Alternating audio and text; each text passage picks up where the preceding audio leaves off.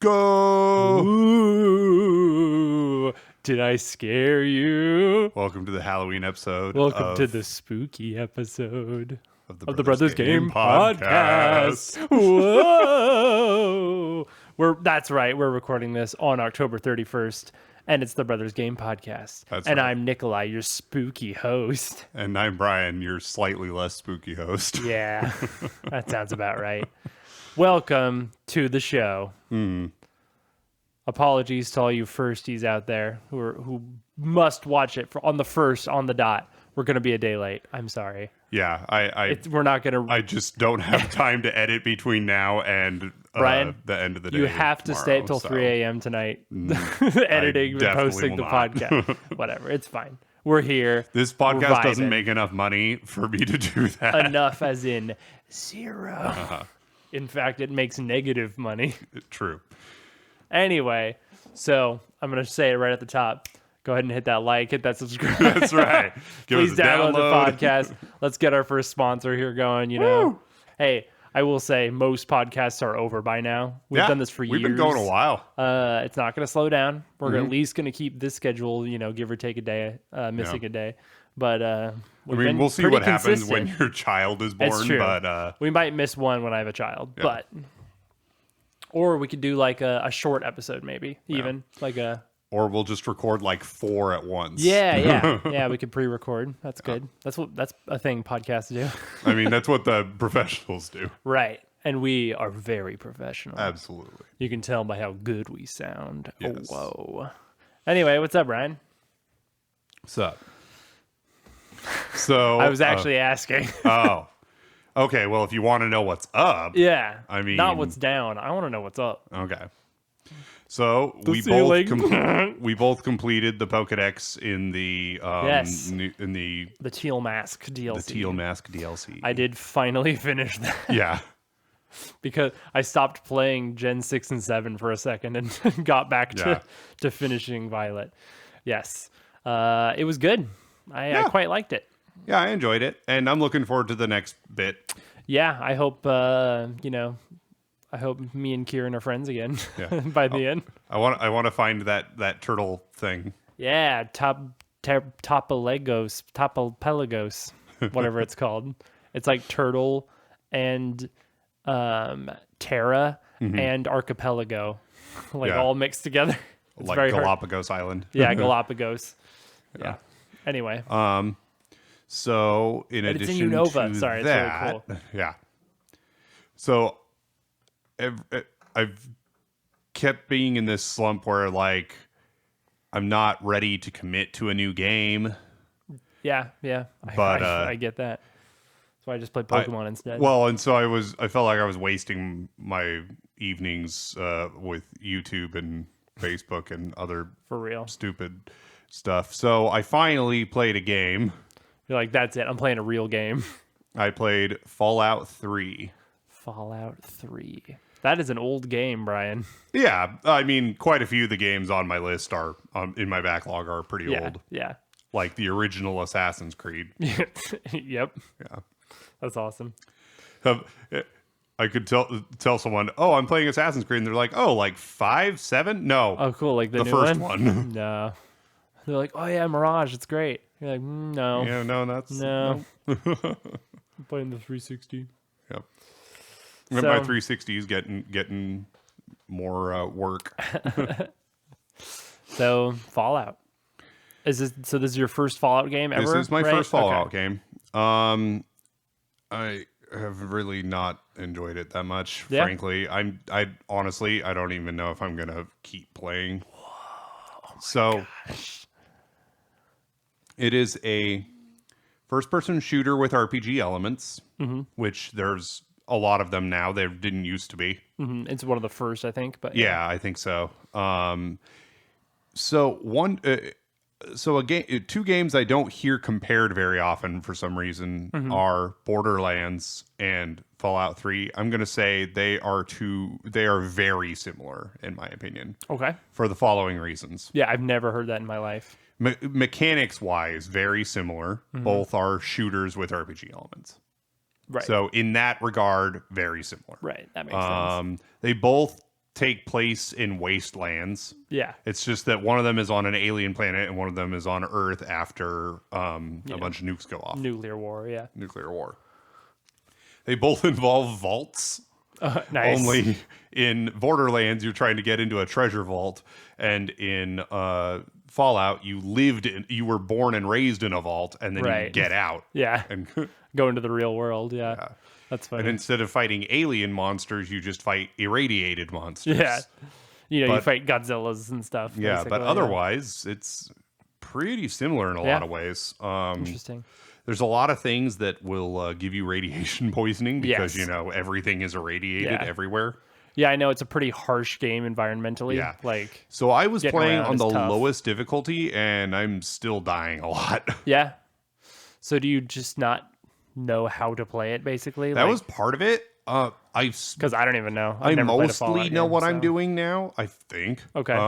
But that hasn't really increased the enjoyment of the game that much. Yeah. I just don't love it mechanically speaking. Yeah. And like the story is interesting, but not interesting enough for me to go, okay, I have to finish this. Mm-hmm.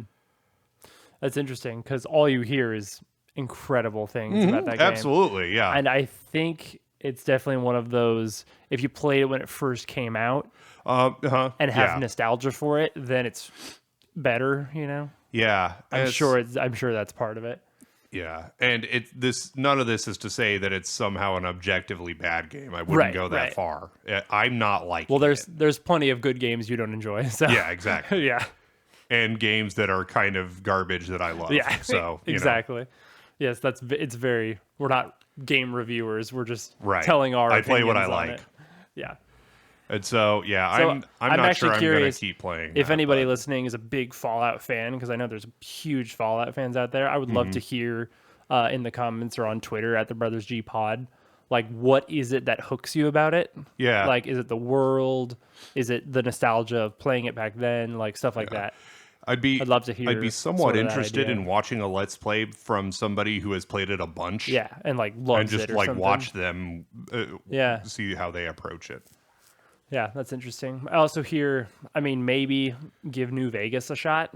Yeah, because people say that's their favorite a lot, and it's that they improved a lot from Fallout 3. Also, I guess one thing it doesn't have, I don't remember Borderlands having this, like dialogue options. Oh yeah, it has that, right? Yeah, so Fallout has that. So. And really, isn't it pretty entertaining dialogue typically? It can be. Yeah. I did run into the thing of sometimes it's like, I don't want to say any of the options available. Yeah. But I have to pick one because sometimes you can't just back out of the conversation. Leave a conversation. Yeah. Sometimes you have to say one of two options. You can't, there's nothing you can do to exit the conversation. Yeah. I don't love that. You're like, can I just leave? It's like in real life, I could just stop talking and walk away from this person. Just walk away. That's funny. Yeah, you should be able to just pull out your gun and shoot them if you want to. Yeah. You got to have options, Come on. That's funny. Wow, that's interesting. Okay. Yeah. Who knew? Yeah, I feel the like combat controls are a bit clunky. Yeah.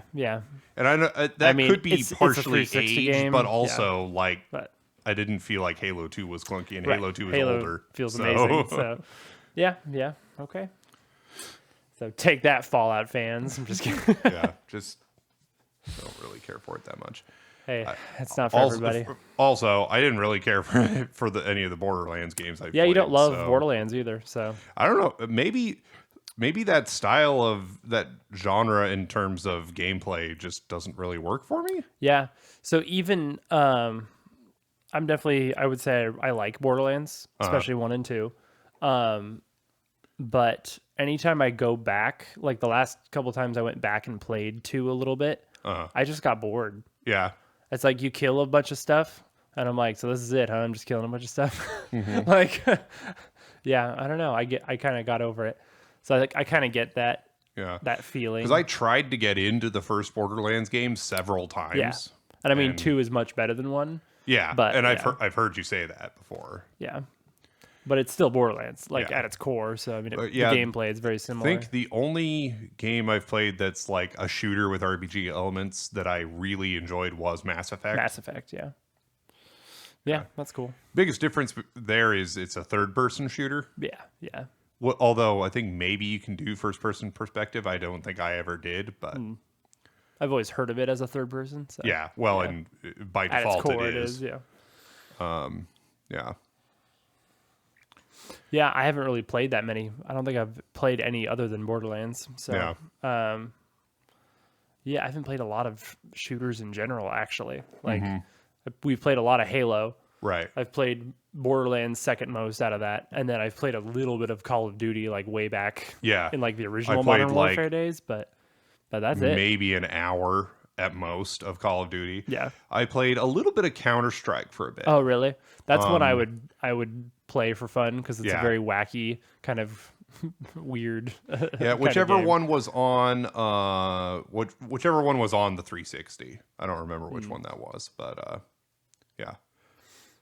it was fun. It was kind of like Halo Light. Yeah. I like watching Donkey's videos of him playing Counter-Strike because it's hilarious. He did one where he set up a soundboard with Donkey clips and pretended to be Donkey while playing Counter-Strike.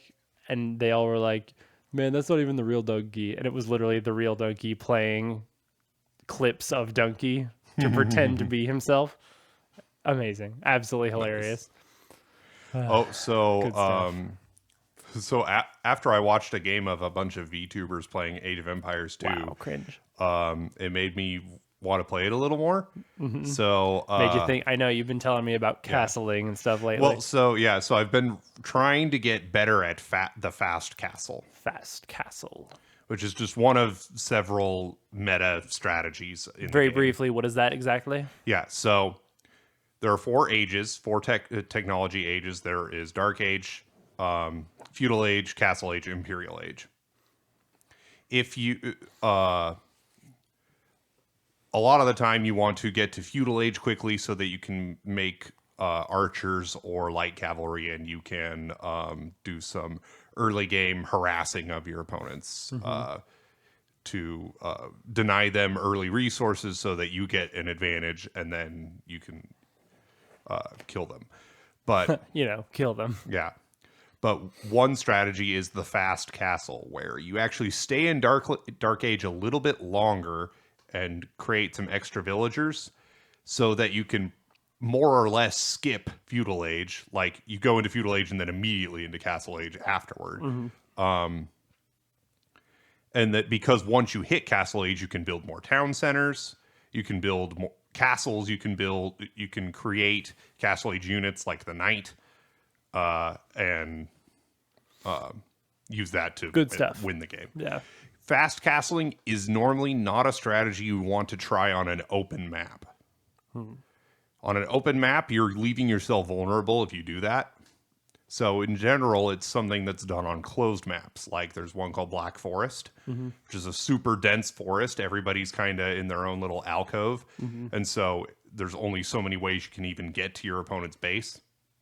And so you've got enough cover that you can kind of... And then, of course, Arena, where you start with walls. Oh, yeah. And that makes it much easier. You've got stone walls around you. Dark Age units are never going to make their way through stone walls. It's going to take them forever. You're safe, So you're pretty safe to... So if you're on Arena, that's the strategy, basically, is to fast castle? Yeah, I would say that's probably the smart thing to do, is try to fast castle and just try to outdo your opponent in that regard. Because everyone probably is fast castling then, if you're playing with people like that. So I've watched some videos on like what is a good time for fast castle, and that seems to be around 16 minutes. I took it a step further and went, okay, I'm going to do some test scenarios and see what is the fastest you can even, what is the theoretical perfect castle time with this many villagers, so the number of villagers makes a big difference, just because it takes a certain amount of time to create a villager in your town center. Your But town you center need a certain is, amount to do things. yeah, your town center, So- while your town center is creating a villager, it is busy and cannot do anything else. It Yeah. can't advance to a new age or whatever. So even if You're you have making people, so- infinite resources and don't need houses, like say you're playing the Huns don't need houses. So they get the full population limit right from the beginning.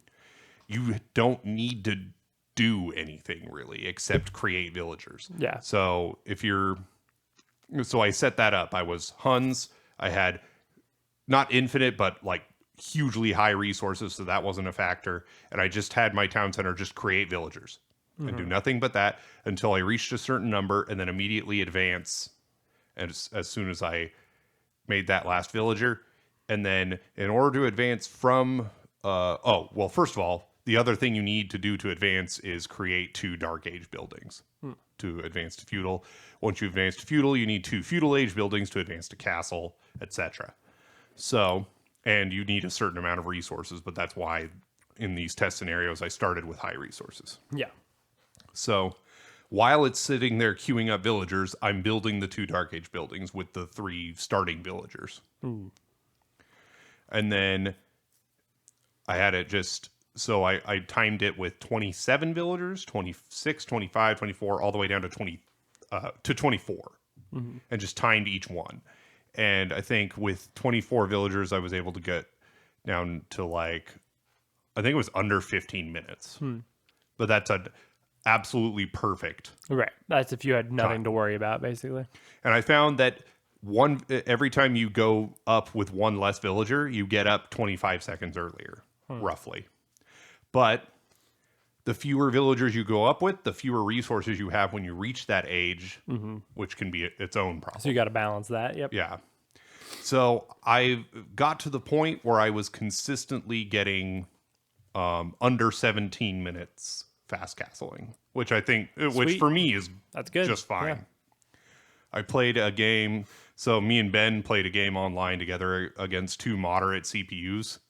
And I was playing as the Franks, the French, basically, who get just, they're basically the best cavalry race, or one of the best. And Do they have like big baguettes as swords and stuff? yeah, of course. Nice. So I got a fast castle time of like 16 minutes and 15 seconds or something like that. Nice. And this is all using the in-game timer, not the real world Not real clock. life. A little different. Yeah. Which isn't quite right. I think it moves a little faster than the real clock, but anyway. And so I got to castle really quick, and I was really happy about it. I was the first of the 4 to get to castle age. Nice. And I built up all these knights and stuff. Also, if you're playing a normal game with normal rules in Age of Empires 2, there's multiple win conditions. Right. You can destroy all of your enemies. You can make them all resign. You can build a wonder and hold it for a certain number of years, it's called, but really it's like a few minutes 10 of in-game minutes time. or something Yeah. in real life. Or collect all of the relics and hold them for a certain length of time. So me and Ben, we collected all the relics and kind of didn't think about it. Like, And then accidentally we're won. sitting there building up these big armies, getting ready to move out and Let's crush them. destroy. And then win. we just win. And it turned out it was from relics. So it was, That's awesome. Oops, we won. yeah. So we're at this point We where made a really cool museum. yeah, on accident. we're at this point where the 2 of us, if we fight 2 hard mode CPUs on a team together against us, they will crush us. Wow. But if we play it 2 moderate CPUs, we will crush them. So we really need a difficulty level right in in the between the 2 because the hard mode, like, It's just ridiculous. I got a decent fast castle time. My economy was going well. I was starting to get out units, and then just this mass of champions just comes and just melts my walls, and then just proceeds to destroy my base in just seconds. It seemed They just cheat, clearly. yeah. Dang. Yep. So that's been what I've been doing for games. So that's Age of Empires. Yep. Oh, cut that. Clap sync. There's no video. Right. So it doesn't matter. Well, Brian, you know what's going to blow your mind? Guess what? I've been playing Pokemon. What? I know. They said it couldn't be done. Who would do that? They said, Nicolai, you can't play Pokemon anymore. And I said, bet. That's what the kids say nowadays. They say, bet. Yep. You know what I mean? Yeah. I'm about to be a dad, so I have to use, Gen Z slang in a really cringe way. It's funny because I use some of it and it's fine because I use it correctly. Yeah. And I know what it means. But some of it, I'm like, I can never, ever, ever say that unironically. I can never say bussin' unironically. Yeah, ever. For real. And I think bussin' is on its way out, thankfully. Yeah. So I will always feel like some 60-year-old man going, I 100%. know what the kids are up to. Yeah. It's pretty much. All of my Pokemon playing is pretty much revolved around shiny Pokemon.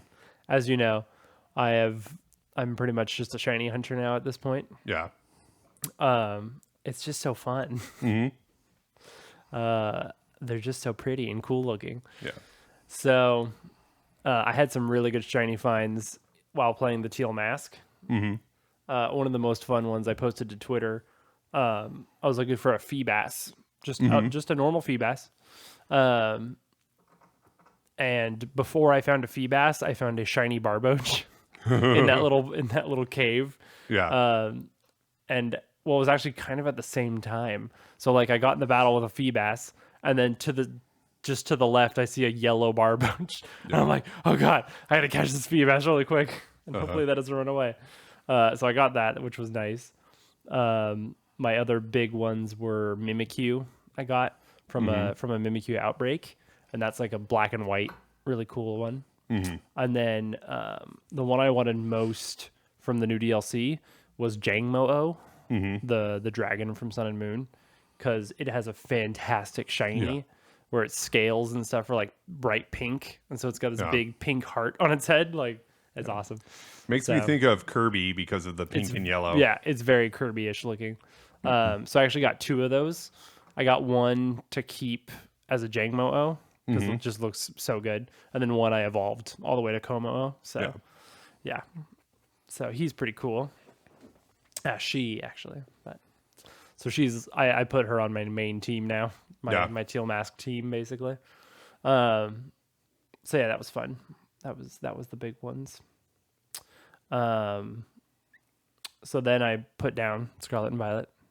Picked back up my DSs, my 2 DS games, because I have so much power now. Between Gen 6 and 7, I have the shiny charm in every Gen 6 and 7 game now. Yeah. And so I'm like, I don't know what to do. And so there was a few shinies in Alpha Sapphire that I wanted to try with the Dex Nav. So in that game, it's a really easy shiny hunting method. Oh yeah. Because when you're near a patch of grass, you can bring up, it's just a thing in the bottom touchscreen called the Dex Nav. You can click on a Pokemon that's in the area and just search for it, and it'll pop up in the grass. Nice. Like, you don't have to go in the grass over and over just to get that one Pokemon. You could just search for that specific Pokemon, which has never been done in any other game ever again, but it's brilliant. It kind of makes up for the fact you can't see them in the overworld. Yeah. It's like a more sophisticated version of what they introduced in Gen 2 with the Poke Radar, I think is what it was called. Yeah. Where you like Gen 3 and 4 too. Yeah, where like if you've seen a Pokemon, you can like click it in the Pokedex and it'll show you what area of the world map that it spawned in. And then later, I think it was Gen 3 and 4, they added the Poke Radar, which would make a couple spots of grass shake to show there was like a certain Pokemon there, but you couldn't search for a specific Pokemon. Yeah. It was still kind of random. But yeah, in this one, it's just like little icons of every Pokemon that's in the area, and you can just look for them. After you've done one, and then you search for the same Pokemon again, it doesn't always do it immediately. Sometimes you got to walk around a little bit. But as you defeat or catch or even run away from that specific Pokemon, their search level will increase. Okay. They all have a little level, and that's just how many you've encountered throughout the game, basically. All right. And every 100 search level, shiny odds increase Oh, okay. for that Pokemon. Just base shiny odds are now higher for that Pokemon. Interesting. Isn't that crazy? Yeah. And so if you just see a Pokemon a lot.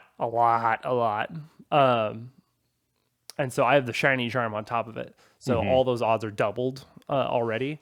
And so I was like, of any game, this is the one where I'm going to get a whole team of shinies. Yeah. Not just one shiny. I want to have a team.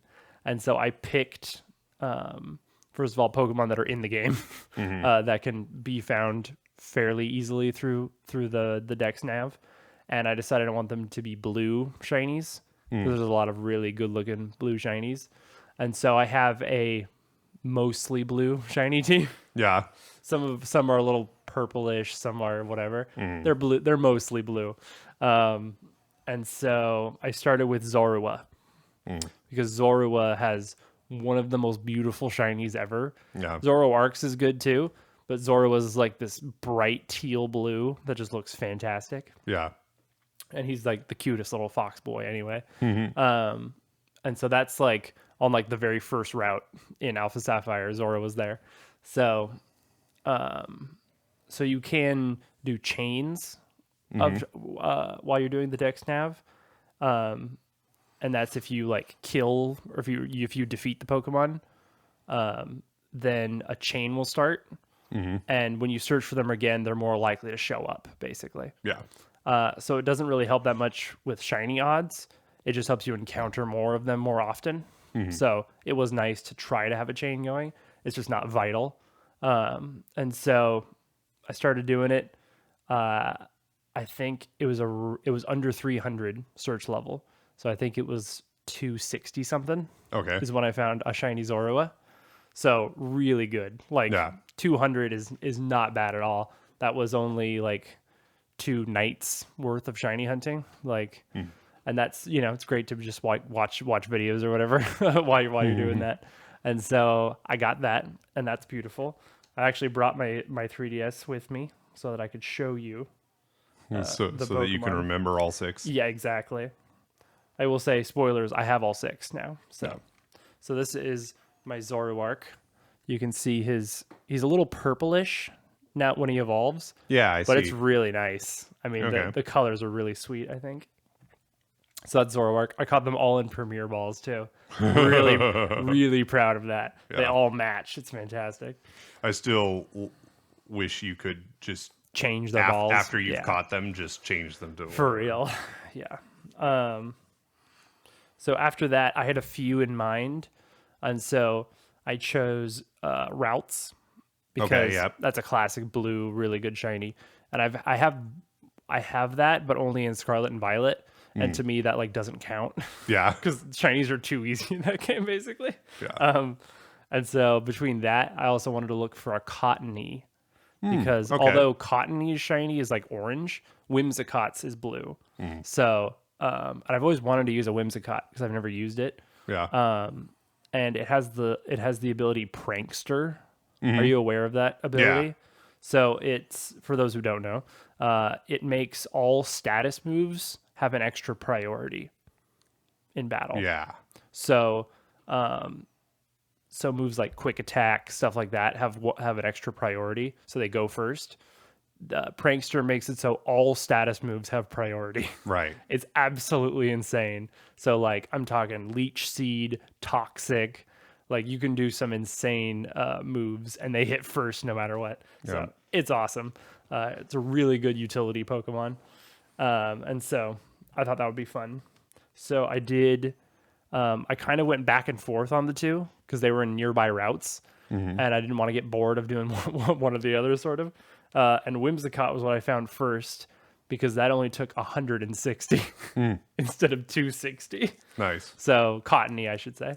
I found that insanely quickly. So this is Whimsicott. You can see the little blue little curlies on it. Yeah, where it would normally be green. Yeah, and its body is more black. and I think it's more brown on the normal one. Yeah.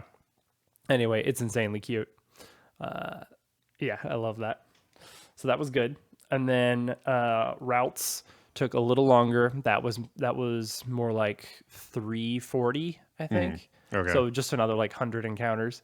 Really not not bad at all. So this is like I now have 3 shinies and in like 600 encounters or something. Yeah. It's absolutely ridiculous. So I hadn't decided if I was going to do Gardevoir Gallade for it. So I just let the gender decide it, basically. Whatever, if it's a female, I'll have it be Gardevoir and so on. So I did. It was female, so there's a shiny Gardevoir. It's blue hair and like an orange little spike thing. Yeah, fantastic, classically fantastic shiny. And so that was half the team done. That was like 3 or 4 nights of shiny hunting, and I have these 3 already. So that was very like inspiring. I'm like, I can do this. This is gonna be no problem. And so I had a hard time deciding the last 3 Pokemon. But Ponyta has such a beautiful shiny. Yeah. That I'm like, I'm just gonna go for it. And I think the only one I've ever had was the free one in Arceus. Yeah. So I'm like, that's a good one. I'm gonna go for that. And so that was I know like Cottony was really easy. This one felt even easier because like the way the route worked and the way where the grass was, just getting to the Ponyta that were showing up was just like, it felt so quick. Yeah. Like I was like, and I was getting better at the dex nav, you know? And so that was like the same amount as Zorua. It was like around search level 260. Okay. Found a Ponyta, like amazing, fantastic. And so I evolved that to Rapidash. And although it's not as blue, it's like a really nice like grayish purple flames. They're still really cool. And even its hooves and stuff are that blue. Yeah. Absolutely Kind of like awesome. a navy blue. Yeah. Anyway, it's just, I'm just looking at it now. It's beautiful. I'm like that guy in the Pokemon fan club in Gen 1. Beautiful Rapidash. Yeah. So this is beautiful. I've stared at this for 5 hours now. I've stared at this for 5 hours. Exactly. That's what I'm saying. That's just me and my shiny collection all the time. So the next one is Unorthodox. I've never used it on a team. I've never like considered it really in a game. I went with Staryu and Starmie. Really? Yes. Okay. Because I've used Starmie plenty because I love Starmie. I don't think I've ever used one ever. Yeah. Not even in Gen 1. Like I've never disliked it.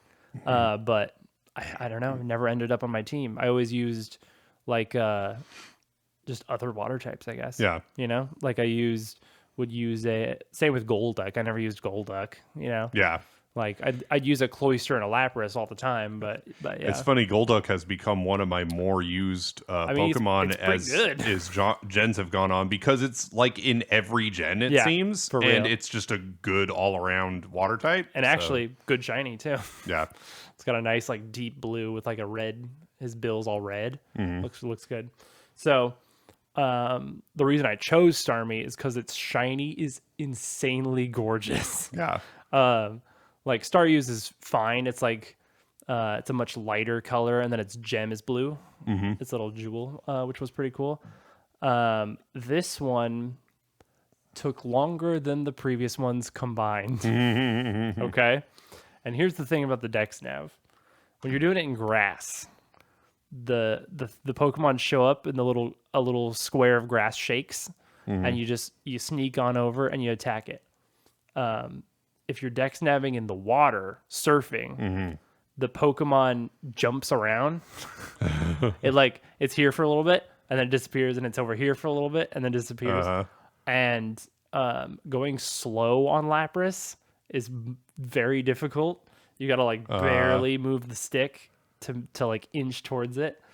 Why? It is a nightmare. Why do video games always make things in the water more difficult than for real? Like, yeah.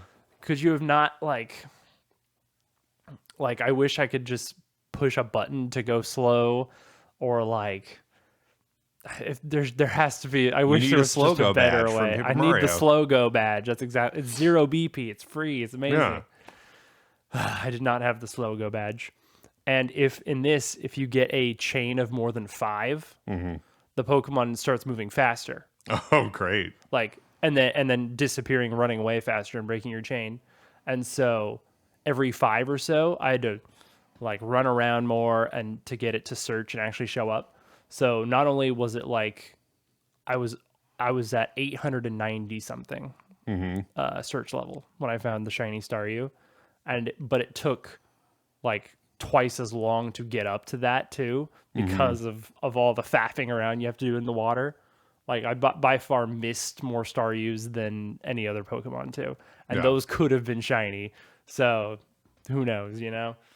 But I did it. I did it in the end, and I got a Starmie, and I will now show you Starmie's shiny. It's very blue, and then it's got a that's pretty cool. really bright red kind of like thing holding the gem, and then the gem is super blue too. It's funny. I can't remember ever having seen this before. I'm oddly unfamiliar with shinies. Yeah, right. I just haven't actually seen all that many. Which makes them even cooler, I feel like. Yeah. And to me, this was a shock too. I didn't know Starmie had a good shiny. Yeah. I was just looking for a water type in the area, and I was looking at all the shinies of the available Pokemon, and I saw Starmie, and I'm like, oh, it's beautiful. Like the jewel is like a ring pop, like a blue raspberry ring pop. Like it looks so good. By the way, listeners, you can look on our Twitter, and I'll have pictures of all of these so you can see my whole team here. I've always thought Starmie's jewel looked like a ring pop. Yeah. I mean, but it was Even cherry back then. before. But yeah, it was now cherry it's blue before. raspberry, which is way cooler. Yeah, so really, really cool. And so the last one, my boy, one of my favorites, Flygon, has a good shiny.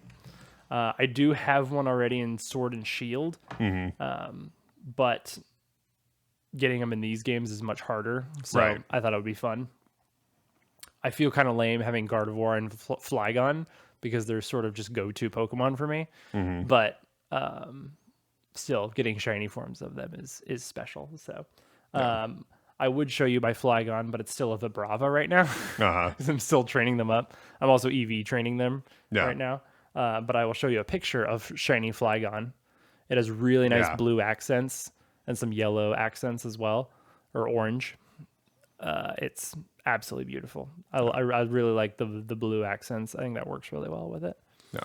So that is my mostly blue shiny team. Nice. Maybe a little purple thrown in there. But I tried to make it a decent team also, like a fairly cohesive team. You know what I found out? Zoroark is good. Yeah. Did you know that? Kind of. Its special attack stat is like 120.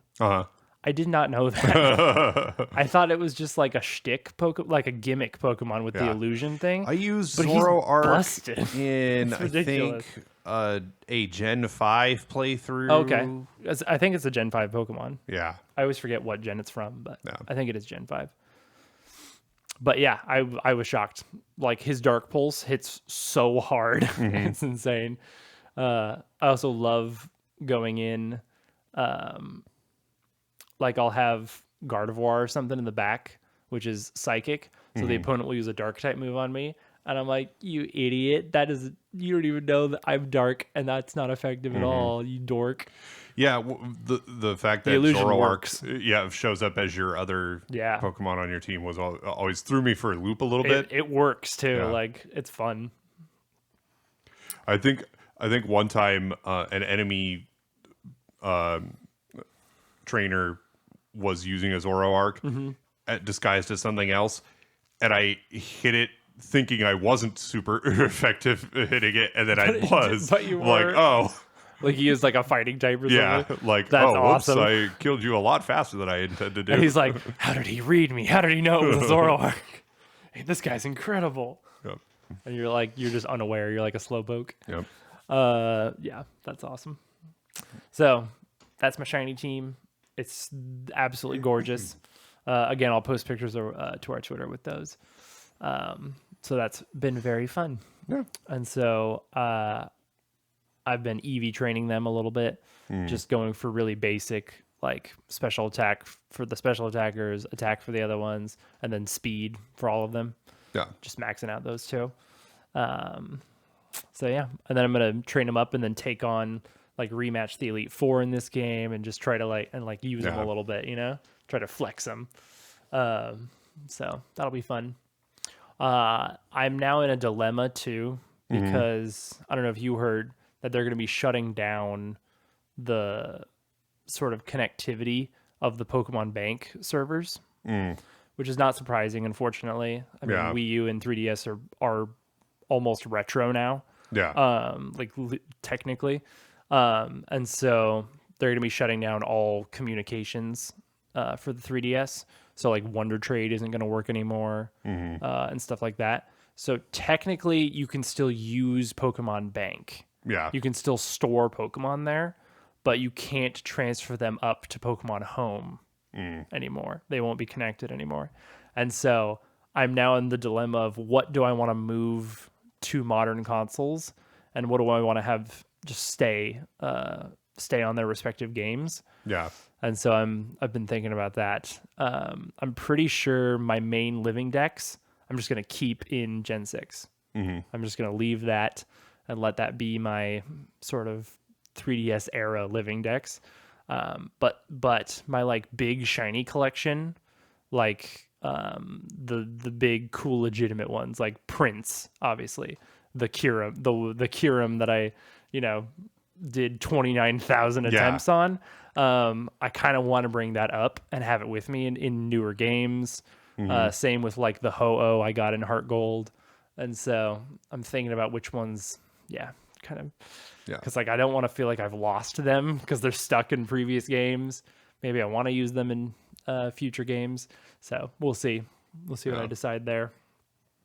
Other than that, I've also been playing Ultra Sun because I have the Shiny Charm and Living decks for the Alola decks in Ultra Moon, and so I transferred that all to Ultra Sun to a brand new save of Ultra Sun, and so I started the game with the Pokedex filled basically. Yeah. Unfortunately, you can't get the Shiny Charm until after Lana's trial. So after you get to Akala, the second island, and beat the first trial there, then after that you can get into the Game Freak building, talk to the director, and get the Shiny Charm. But I did do that eventually. And so I was like, what do I want to do? Like, what shiny do I want to try to get for a playthrough throughout the whole game? And so I was looking at the Island Scan Pokemon, the Pokemon that you can only get through Island Scan that aren't actually in the decks, but are just like kind of extra Pokemon. And they had Charmander and Squirtle in the on the main melee area. So I got those, and I'm like, do I want to shiny hunt one of the Kanto starters? That'd be pretty cool. I've never had any of them. Yeah. Shiny. And I actually chose Charmander. Yeah. Because I'm not a Charizard guy at all. But Charizard does have a sweet shiny. Like the red and black is super cool. Have you seen Charizard shiny? I've seen it before, but it's been a while. It's like fully black, and it's like wing bits are like red. Looks very nice. And I'm like, let's just go for it. Let's get a shiny Charizard to play this game with. Which is so basic, but also very out of character for me. So I'm okay with it. So I'm actually breeding for it. So I caught a Charmander. I have a Chinese Ditto that I got in Ultra Moon through the GTS. And so if I breed with that, then I have astronomically high shiny odds. Yeah. I think my eggs have like a 1 in 300 chance to be shiny. Oh wow. It's absolutely ridiculous. If you do that breeding method with like a foreign Ditto, that's the Masuda method. Yeah. Plus shiny charm, it's ridiculous odds. And so I'm about 140 eggs in, I think. So it's like any second now, basically. And I have the Charmander I'm breeding with is Naughty Nature. which I decided was the best for Charizard for what I want to do. It's plus physical attack and negative special defense. And because it uses physical and special so much, I didn't want to lower either. So I didn't want to do my normal modest thing. And so I lowered special defense because his defense is like 75 and his special defense is like 85. And so I lowered special defense. So they're basically just even now, but he has plus attack. So I don't think that's too much of a loss. So that's what I went with there. Yeah, if you give a Pokemon you're breeding with an Everstone to hold, they will pass down their nature to the eggs, like guaranteed. Yeah. So now every Charmander I'm hatching is naughty. Anyway, really one of those weird things you gotta Google like how does that work? Okay, Everstone, I guess. Yeah. Anyway, also it's very useful because if they have the hidden ability. And they hold an Everstone, there's a 50% chance they'll pass on the hidden ability as well, which is very cool. Yeah. I'm doing that in X and Y because I'm trying to get a shiny Totodile with his hidden ability because he has the hidden ability Sheer Force. Okay. Which it gives like I forgot what it does. It's really good. Whatever it is, it's really cool. I don't remember what it does, but boy, is it good. Dude, you don't even know. It's so cool. I don't even know either. But it's cool, I swear. Anyway, that's what I'm up to. It's all shiny hunting, but it's very fun. Cool. It's good times. So I'm going to save this for the next episode. Okay. Because we don't have enough time left to go. To really get into it. Yeah, we got to talk about cartoons. Yeah, so Cartoon. I compiled a spreadsheet because I am that kind of person. Yeah, you're the spreadsheet guy for sure. Of every cartoon I have ever watched. It's long. It's about 120. Yeah. That's not bad. Well, so I did have a cutoff. Because so I have a very arbitrary rule in here, which is I only included anime if I watched them on TV. Yeah. No, that makes sense. But the thing is, I didn't have that restriction for cartoons I watched on VHS. So, I'm being a little... I'm being very arbitrary in how I determine what counts on this list. So the list ends in 2005 because it turns out I didn't start any new cartoon shows on TV after that point. Whoa. So I bet you didn't realize you stopped watching cartoons at that time. Because there were some that were still on. Yeah. That were still going. And so I didn't really finish all of those, but I mean, I continued to watch some of those for a little while longer. But I was slowly getting out of watching TV regardless. So it's one of those things that's so important to you as a kid. And then one day you just stop doing it. Yeah. And you don't even think about it. Yeah. It's like that's a momentous occasion, actually. A lot of adults haven't ever stopped. Well, yeah. I know some I know some people that like this, but the nature of how we watch TV has been changing as TV has kind of died and now we're doing streaming services for everything. For sure. Yeah. It's just you just stop doing stuff as a kid though. Yeah. And you don't think about it. It's like that thing where it's there was one day you hung out with your friends outside for the last time. Yeah. It's man, that's really makes it think, You know, it's so funny. When you're 8 years old, stuff that 5-year-olds are into is beneath you. Yeah, that's dumb baby stuff. You're 8 now. You're a big kid. Yeah, I'm a big kid. You're into big kid things now. Yeah. You're not into Power Rangers anymore. That was 5-year-old big spoon for cereal now. Now you're into Batman the Animated Series. Yeah. I just eat the crust on the sandwich now. I'm a big boy. I mean, I probably didn't do that yet at 8. But, but you were you, so that's not surprising. Because the crust on untoasted plain white bread it's good. Is pointless. I mean, it is pointless, that's for sure. That bread itself is kind of pointless. So. Yeah, really. Got him. That's one of the things I moved on from as an adult is just plain sliced white bread. Yeah, that's probably for the best.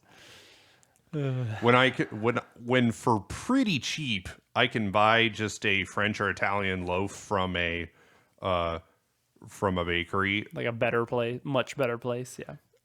and then not just that like expensive. slather it in butter and eat Heck it. yeah. Like that's amazing. That's a good time. It's like a billion times better than just sliced white bread from the store I've been trying to shelf. make a bread good enough that I can just replace bread that I buy. Yeah. And just not buy bread anymore. Like buy sliced bread. And I'm getting there. Yeah. My The hard part bread's all about right. My bread's pretty good. actual real homemade bread is Yeah. how it basically lasts like one day. Pretty much, yeah. Pretty much. Because like even the stuff you get from a bakery usually has some preservatives in Yeah. it so that it'll last more No, than they're not preservatives. They're dough conditioners. That's what we call them. Yeah. Okay? to make the bread last 4 days instead of one instead day. of one. Yeah, it's very true. Instead of just an afternoon. Yeah, if you wrap it tightly in plastic, it stays pliable-ish for a couple days, but it does start drying out really quickly. Yeah. It's pretty crazy. But it's pretty good. Yeah. It still tastes good. And it toasts very well. But yeah, making like just like a peanut butter sandwich or something with it, you can only do that for the first day basically and have it be enjoyable because But see, as a kid, I never liked. well, yeah, you didn't like PB&J, so Yeah. So I don't know. I don't really like is peanut crazy. butter that much. But so crazy. How do you not see- like peanut butter. see, I one of the love best things Reese's, in and the so people were always like, "But you like peanut butter?" It's like, no. Reese's peanut butter Reese's. has so much sugar in it Yeah. that it's barely peanut butter. This is not peanut butter anymore. Whereas I buy the natural peanut butter that has no sugar whatsoever, that just has like peanuts and salt, and Yeah. that's it. Yeah, because I'm a boring adult. Except to me, it's really delicious. So It's funny. I always thought I liked plain stuff, but you're a whole I love additional level really beyond plain me. food. I think I just taste, and people don't taste. Maybe I don't know. Like you like unfrosted Pop Tarts, Yes, they're way better. which baffles me because Even that's a little strong. I like plain Cheerios yeah with whole milk. Oh my god, it's so good. That's so good. the problem with Cheerios is it gives me Cheerio breath, Well, that's true. That's very true. and I do not like Cheerio breath. Yeah. This way, I just chug coffee after, and then I have coffee breath instead. Yeah. Which is slightly better. Yeah. Plain. They're so toasty and oaty. They have flavor. I'm telling you, people, plain Yeah. Cheerios have flavor, and they're really healthy also, Whereas as opposed to sweetened I cereal. used to add sugar to my Rice Krispies. But that's fairly normal. Like, Yeah. people do that. I love plain Rice Krispies also. No, and now So I good. do. I can appreciate plain Rice Yeah. Krispies now, but as a kid, Mostly it's the that was- texture. They just have yeah. a great little texture. Crispix, very good. Very good. One of my as well. favorite cereals. Yeah, there's a lot of good unsweetened cereals. I think Crispix is a little sweetened, probably. Yeah. Maybe, or it's just the fact it's corn makes it Yeah. a little sweet. Yeah, maybe.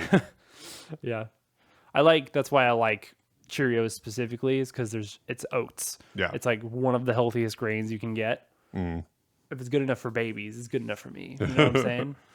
There was this cereal I child had will for a be while eating called Cheerios. like Ancient Grains, and it Oh, had yeah. like spelt and Yeah. barley and stuff. It was actually it tasted good. Yeah, and, pretty good. Yeah. Some of those are not bad. Yeah.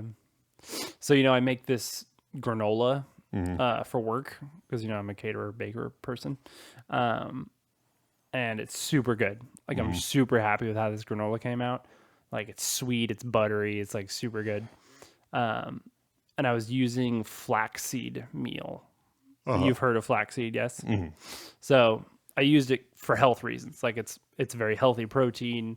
It's got all the minerals and the fiber and stuff like that. And I use the meal specifically because flax seeds are so small and hard on the outside that you'll just pass them. Yeah. You won't actually absorb any nutrients from them. So you have to, mill them to really get the nutrients. But some new studies have come out about flaxseed. And you know how you're not supposed to eat apple seeds because they have arsenic in them? Right. Well, it turns out flax seeds have like the same amount as apple seeds do. and we eat a lot more flax seeds. That we don't eat apple seed meal very. That's not a thing. Flaxseed meal is.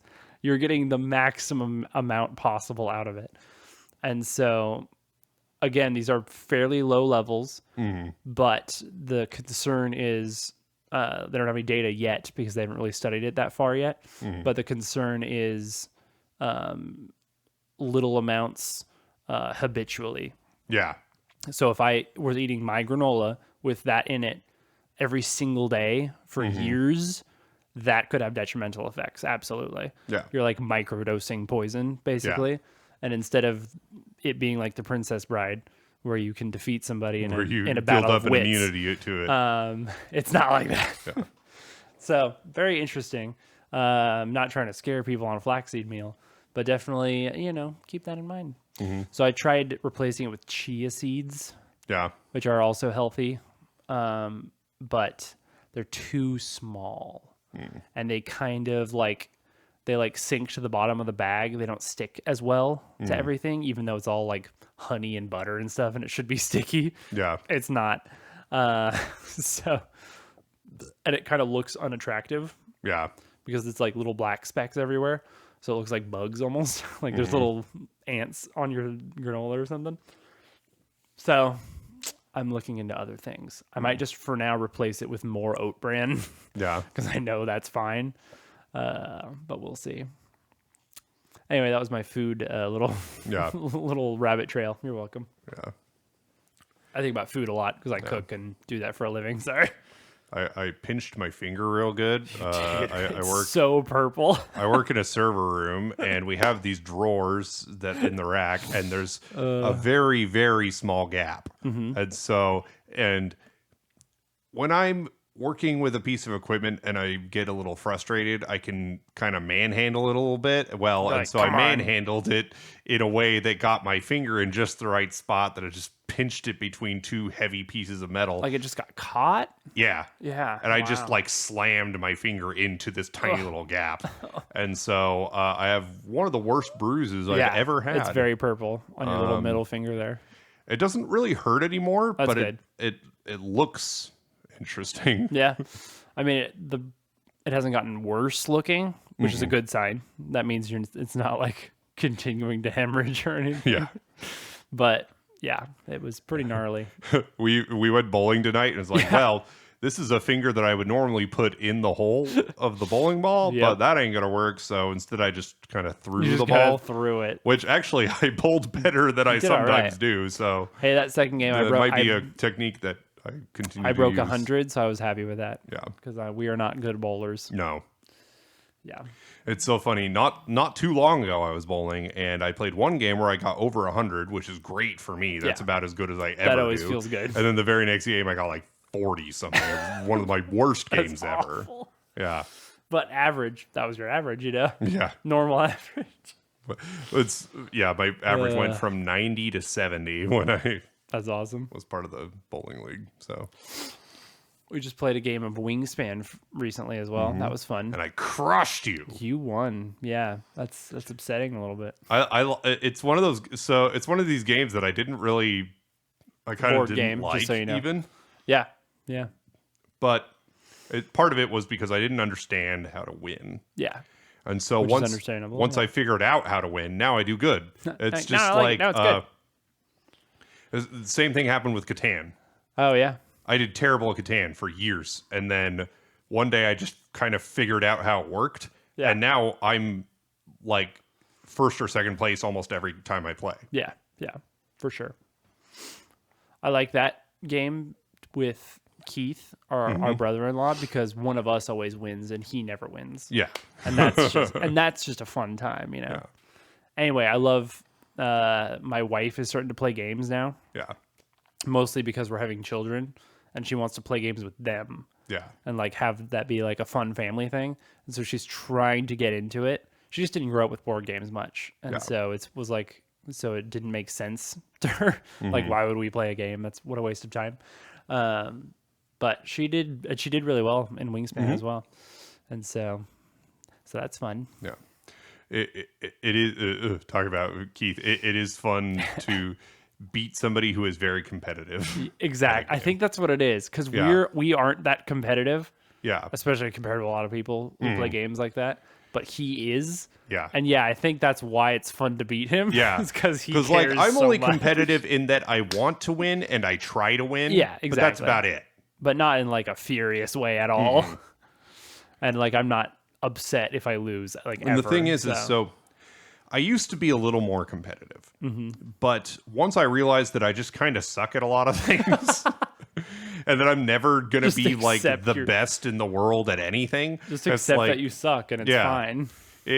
Honestly, it's not bad advice. Like, honestly, accept the fact that you suck and it makes life a little easier like, sometimes. Be humbler. Like, realize you probably won't win. It made me a little less competitive because it's like, there's always going to be somebody who's better than me. So just do the best you can and try to have fun. Yeah. Yeah, I often just do competition with myself, which is what shiny hunting is. Yeah. That's just a test of will to see how long you'll do it. And then you get your own little personal reward after this beautiful Pokemon. Yeah. And a personal reward for you would be to listen to this podcast. Wow, that's a segue. Thanks to the Brothers Game for sponsoring this episode of the Brothers Game podcast. Those guys are awesome. If you're listening on YouTube and watching on YouTube, this really cool picture of our logo. It's a nice video. Consider commenting and liking and subscribing and slap that bell. If you're listening to this on any podcast platform, please download the podcast. It gives us analytics and lets us know you're listening and stuff like that. You could review us, of course, as well, which is always nice. And you can follow us on Twitter/X at the Brothers G Pod, where we post things. And I will be posting pictures of my beautiful shiny Pokemon. And you can tell me how cool and not actually blue they are. They're mostly blue, okay? You can follow our personal Twitters as well. You'll see them linked there too. I post more to my personal probably than the Brothers Game. I'll try to put them. I don't really ever use Twitter anymore. Well, yeah, but, that's fine. But hey, that's it. That's the episode. Happy Halloween.